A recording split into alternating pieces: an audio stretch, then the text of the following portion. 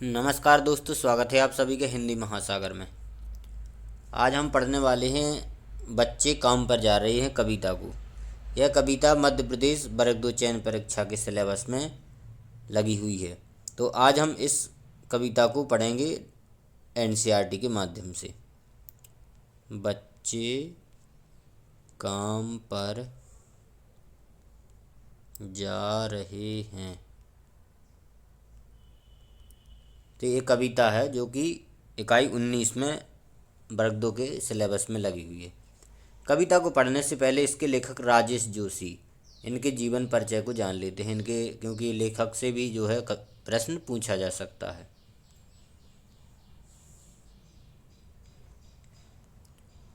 राजेश जोशी का जन्म 1946 में मध्य प्रदेश के नरसिंहगढ़ जिले में हुआ।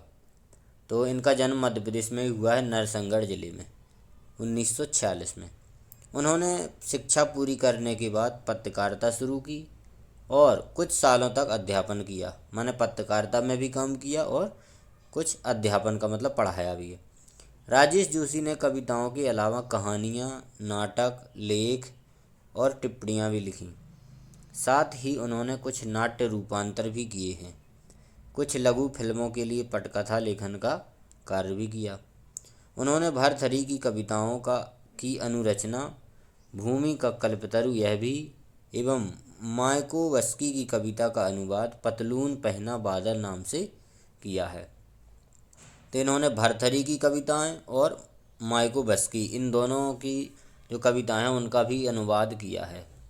भर्तृहरि की कविताओं का अनुवाद किया है भूमि का कल्पतरु यह भी नाम से, और मायाकोव्स्की की कविता का अनुवाद किया है पतलून पहना बादल, इस नाम से उन्होंने अनुवाद किया है। कई भारतीय भाषाओं के साथ साथ अंग्रेजी, रूसी, जर्मन में भी राजेश की कविताओं का अनुवाद प्रकाशित हुए हैं। राजेश जोशी के प्रमुख काव्य संग्रह, इनमें पहला है एक दिन बोलेंगे पेड़, मिट्टी का चेहरा, नेपथ्य में हंसी और दो पंक्तियों के बीच। यह उनके प्रमुख काव्य संग्रह हैं। एक दिन बोलेंगे पेड़, मिट्टी का चेहरा, नेपथ्य में हंसी, दो पंक्तियों के बीच। उन्हें माखनलाल चतुर्वेदी पुरस्कार, मध्य प्रदेश शासन का शिखर सम्मान और साहित्य अकादमी पुरस्कार से भी सम्मानित किया जा चुका है।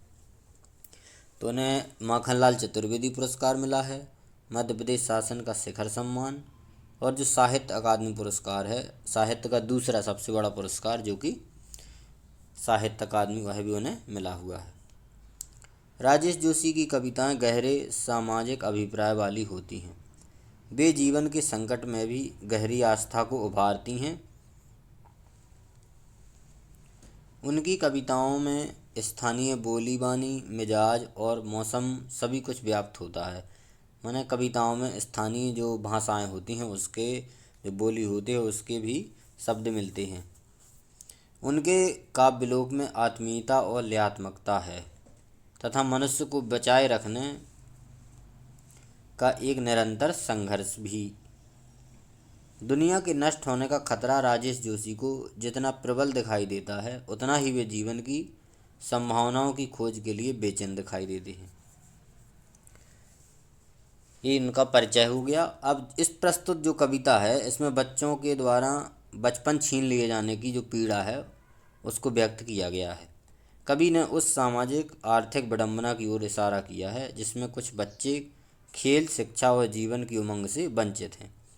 तो इस कविता में जो बच्चों का बचपन है उसको छीन लिया गया है, तो उसको व्यक्त किया गया है।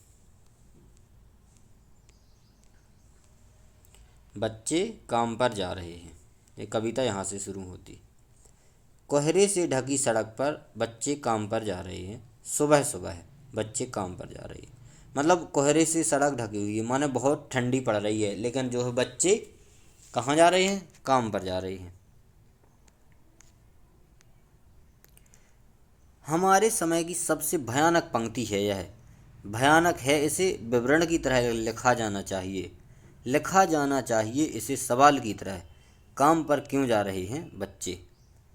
तो कवि कह रहा है कि हमारे समय की सबसे भयानक पंक्ति होनी चाहिए, और इसे एक ऐसा लिखा जाना चाहिए विवरण के साथ, और इसे लिखा जाना चाहिए सवाल की तरह कि बच्चे काम पर क्यों जा रहे हैं। बच्चों को कहाँ जाना चाहिए? स्कूल पढ़ने के लिए, लेकिन बच्चे कहाँ जा रहे हैं? काम पे। तो लेखक का यही दुख है, यही दर्द है कि बच्चे काम पर क्यों जा रहे हैं। तो कवि कह रहा है कि इसे एक सवाल की तरह लिखा जाना चाहिए कि बच्चे काम पर क्यों जा रहे हैं। अब आगे कवि कह रहा है, क्या अंतरिक्ष में गिर गई है सारी गेंदें? मतलब गेंद को कहाँ के लिए बोला है कवि ने? अंतरिक्ष में। तो कह रहा है, क्या अंतरिक्ष में गिर गई हैं सारी गेंदें? क्या दीमकों ने खा लिया है सारी रंग बिरंगी किताबों को? तो किताबों को क्या कहा कवि ने? क्या दीमक खा गई हैं किताबों को? क्या काले पहाड़ के नीचे दब गए हैं सारे खिलौने? तो खिलौने कहाँ दबने को बोला है कवि ने? काले पहाड़ के नीचे। इस कविता की एक एक पंक्ति को ध्यान से पढ़िएगा, क्योंकि किसी भी लाइन से प्रश्न पूछा जा सकता है। क्या किसी भूकंप में ढह गई है मदरसों की दीवारें? क्या सारे मैदान, सारे बगीचे और घरों के आंगन ख़त्म हो गए हैं एकाएक?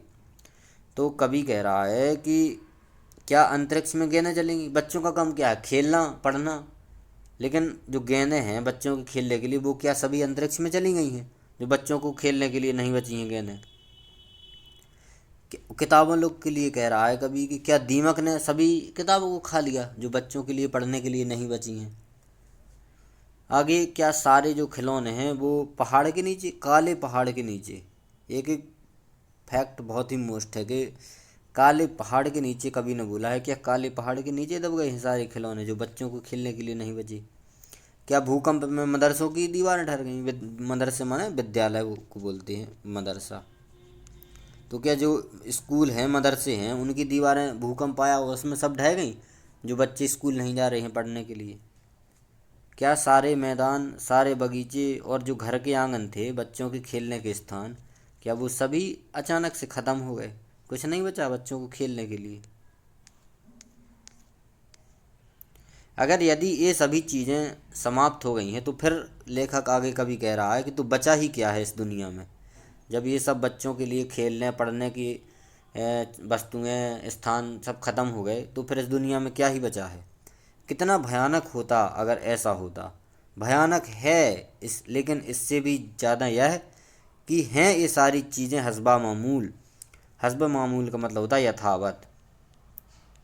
मतलब कवि का दुख यह है कि ये यदि ये चीज़ें वास्तव में ख़त्म हो गई होती तो बहुत ही भयानक भय की बात होती, लेकिन ये सारी चीज़ें उपलब्ध हैं यथावत। हस्ब मामूल माने यथावत, जहाँ की तहाँ हैं।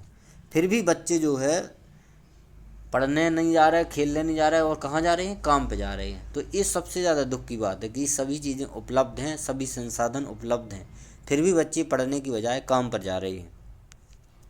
पर दुनिया की हज़ारों सड़कों से गुजरते हुए बच्चे, बहुत छोटे छोटे बच्चे काम पर जा रहे हैं। ये सभी चीज़ें हैं, खेलने की, पढ़ने की सभी चीज़ें उपलब्ध हैं, फिर भी बच्चे कहाँ जा रहे हैं? काम पे जा रहे हैं। तो यही बात जो है कवि को पीड़ा देती है कि बच्चे काम पर क्यों जा रहे हैं। और यहीं पर एक कविता समाप्त हो जाती है।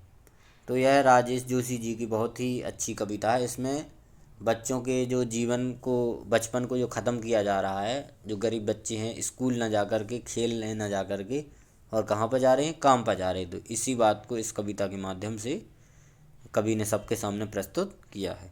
तो यदि वीडियो पसंद आया है तो लाइक करें, कमेंट करें, और चैनल पर नए हैं तो सब्सक्राइब ज़रूर करें। मिलेंगे अगले वीडियो में नई रचना के साथ। धन्यवाद।